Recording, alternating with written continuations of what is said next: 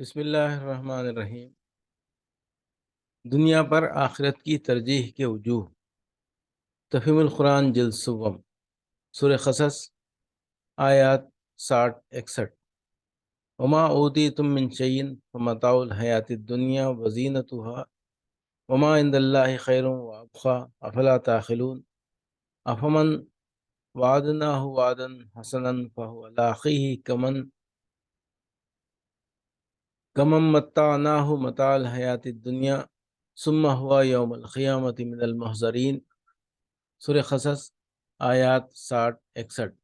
تم لوگوں کو جو کچھ بھی دیا گیا ہے وہ محض دنیا کی زندگی کا سامان اور اس کی زینت ہے، اور جو کچھ اللہ کے پاس ہے وہ اس سے بہتر اور باقی تر ہے۔ کیا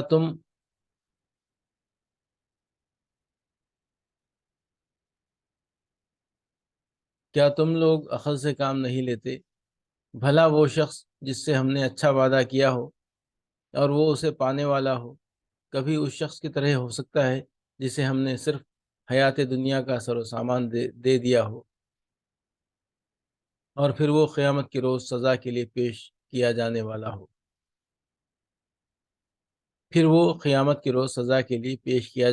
ہو؟ یہ ان کے عذر کا چوتھا جواب ہے۔ اس جواب کو سمجھنے کے لیے پہلے دو باتیں اچھی طرح ذہن نشین ہونی چاہیے۔ اول یہ کہ دنیا کی موجودہ زندگی، جس کی مقدار کسی کے لیے بھی چند سالوں سے زیادہ نہیں ہوتی، محض ایک سفر کا عارضی مرحلہ ہے۔ اصل زندگی جو ہمیشہ قائم رہنے والی ہے، آگے آنی ہے۔ موجودہ عارضی زندگی میں انسان خواہ کتنا ہی سر و سامان جمع کر لے اور چند سال کیسے ہی عیش کے ساتھ بسر کر لے، بہرحال اسے ختم ہونا ہے، اور یہاں کا سب سر و سامان آدمی کو یوں ہی چھوڑ کر اٹھ جانا ہے۔ اس مختصر سے عرصہ حیات کا عیش اگر آدمی کو اس قیمت پر حاصل ہوتا ہو کہ آئندہ کی ابدی زندگی میں وہ دائماً خستہ حال اور مبتلا مصیبت رہے، تو کوئی صاحب عقل آدمی یہ خسارے کا سودا نہیں کر سکتا۔ اس کے مقابلے میں ایک عقل مند آدمی اس کو ترجیح دے گا کہ یہاں چند سال مصیبتیں بھگت لے، مگر یہاں سے وہ بھلائیاں کما کر لے جائے جو بعد کی دائمی زندگی میں اس کے لیے ہمیشگی کی موجب بنے۔ دوسری بات یہ ہے کہ اللہ کا دین انسان سے یہ مطالبہ نہیں کرتا کہ وہ اس دنیا کی متاع حیات سے استفادہ نہ کرے اور اس کی زینت کو خواہ لات ہی مار دے۔ اس کا مطالبہ صرف یہ ہے کہ وہ دنیا پر آخرت کو ترجیح دے، کیونکہ دنیا فانی ہے اور آخرت باقی، اور دنیا کا عیش کم تر ہے اور آخرت کا عیش بہتر۔ اس لیے دنیا کی وہ متاع و زینت تو آدمی کو ضرور حاصل کرنی چاہیے جو آخرت کی باقی رہنے والی زندگی میں اسے سرخرو کرے، یا کم از کم یہ کہ اسے وہاں کے ابدی خسارے میں مبتلا نہ کرے۔ مگر جہاں معاملہ مقابلے کا آ پڑے، یعنی دنیا کی کامیابی اور آخرت کی کامیابی ایک دوسرے کی ضد ہو جائیں، وہاں دین حق کا مطالبہ انسان سے یہ ہے، اور یہی عقل سلیم کا مطالبہ بھی ہے، کہ آدمی دنیا کو آخرت پر قربان کر دے اور اس دنیا کی عارضی متاع و زینت کی خاطر وہ راہ ہرگز اختیار نہ کرے جس سے ہمیشہ کے لیے اس کی عاقبت خراب ہوتی ہو۔ ان دو باتوں کو نگاہ میں رکھ کر دیکھیے کہ اللہ تعالیٰ اوپر کے فقروں میں کفار مکہ سے کیا فرماتا ہے۔ وہ یہ نہیں فرماتا کہ تم اپنی تجارت لپیٹ دو، اپنے کاروبار ختم کر دو اور ہمارے پیغمبر کو مان کر فقیر ہو جاؤ، بلکہ وہ یہ فرماتا ہے کہ یہ دنیا کی دولت جس پر تم ریجھے ہوئے ہو بہت تھوڑی دولت ہے، اور بہت تھوڑے دنوں کے لیے تم اس کا فائدہ اس حیات دنیا میں اٹھا سکتے ہو۔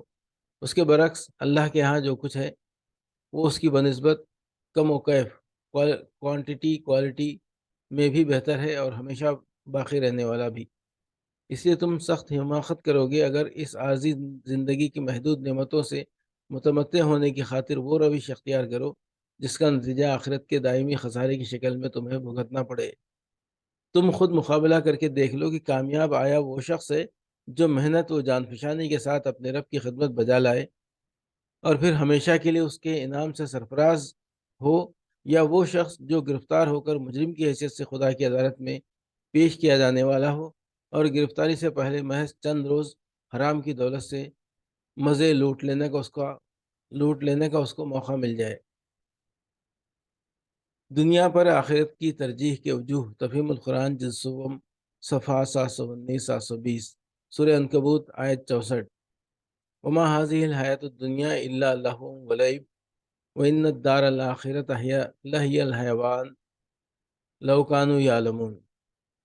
اور یہ دنیا کی زندگی کچھ نہیں ہے مگر ایک کھیل اور دل کا بہلاوا، اصل زندگی کا گھر تو دار آخرت ہے، کاش یہ لوگ جانتے۔ اور یہ دنیا کی زندگی کچھ نہیں ہے مگر ایک کھیل اور دل کا بہلاوا، یعنی اس کی حقیقت بس اتنی ہی ہے جیسے بچے تھوڑی دیر کے لیے کھیل کود لیں اور پھر اپنے اپنے گھر کو سدھاریں۔ یہاں جو بادشاہ بن گیا ہے وہ حقیقت میں بادشاہ نہیں ہے بلکہ صرف بادشاہی کا ڈرامہ کر رہا ہے۔ ایک وقت آتا ہے جب اس کا ایک کھیل ختم ہو جاتا ہے اور اسی بے سر و سامانی کے ساتھ وہ تخت شاہی سے رخصت ہوتا ہے جس کے ساتھ وہ اس دنیا میں آیا تھا۔ اسی طرح زندگی کی کوئی شکل بھی یہاں مستقل اور پائیدار نہیں ہے، جو جس حال میں بھی ہے عارضی طور پر ایک محدود مدت کے لیے ہے۔ اس چند روزہ زندگی کی کامرانیوں پر جو لوگ مر مٹتے ہیں اور انہی کے لیے ضمیر و ایمان کی بازی لگا کر کچھ عیش و عشرت کا سامان اور کچھ شوکت و حشمت کے ٹھاٹ فراہم کر لیتے ہیں، ان کی یہ ساری حرکتیں دل کے بہلاوے سے زیادہ کچھ نہیں ہیں۔